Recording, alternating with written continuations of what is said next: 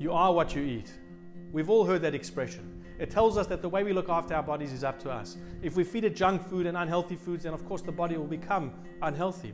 If we look after it, if we nurture it, if we eat healthily, then we'll have a much stronger and more resilient and healthy body.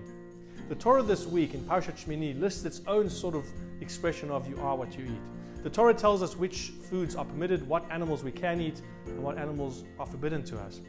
The interesting thing, however, is that the Torah tells us when it comes to non-kosher birds, it lists which birds are not kosher instead of telling us, like the animals and fish, how to recognize a kosher species. It lists all the non-kosher species.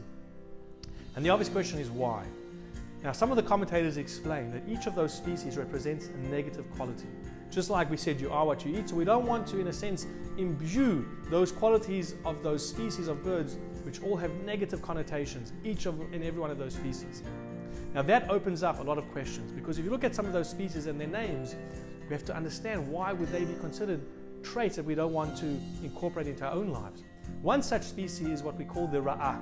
Now some say it was a hawk, others say it was a kite, the kite bird. Now the thing about this ra'ah is that it had tremendous vision. It could see for long distances and it could also pinpoint what it was looking to catch. In fact, the Talmud tells us that this particular species, the ra'ah, would stand in Babylonia, in Bavel, and it would see a corpse all the way in Jerusalem, some 500 miles. Now the interesting thing is, why is that negative? Why wouldn't we want to have great vision? Why wouldn't we not want to be able to see for such long distances?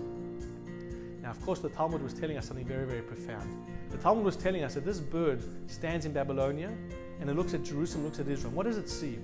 Out of everything it could see, what does it look at? It sees a corpse. It was saying that this bird's, its negative quality trait, in a sense, what we don't want to incorporate in ourselves is, some people, they can see an entire picture, but all they can see themselves is one little mistake. They can see an error. You can watch an entire thing, you can look at an entire landscape, but you can find one problem. That is a quality which we don't want to incorporate. We don't want to be able to stand in Babylonia and look at Israel and say, I see one particular problem.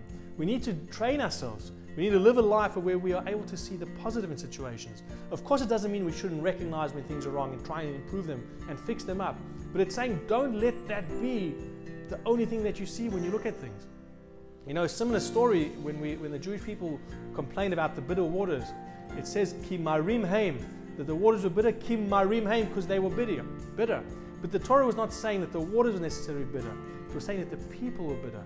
They had a negative approach to everything. And that negative approach, in a sense, caused them to look at everything negatively, just like the ra'ah.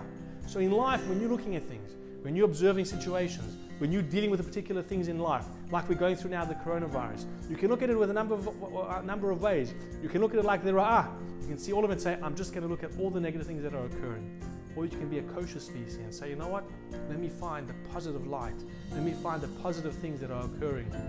And that, my friends, is the qualities which we want to incorporate in our own lives. Don't be marim haim. Don't be bitter.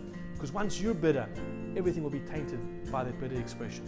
So let's learn from the negative traits and say we want to keep a distance from them. We want to incorporate positive traits within us. Let's look at the positive.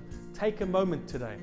Look at your life, look at things in your life, look around, and I want you to do an exercise and try and pinpoint the positive things that are happening around you. Wishing you a Shabbat Shalom.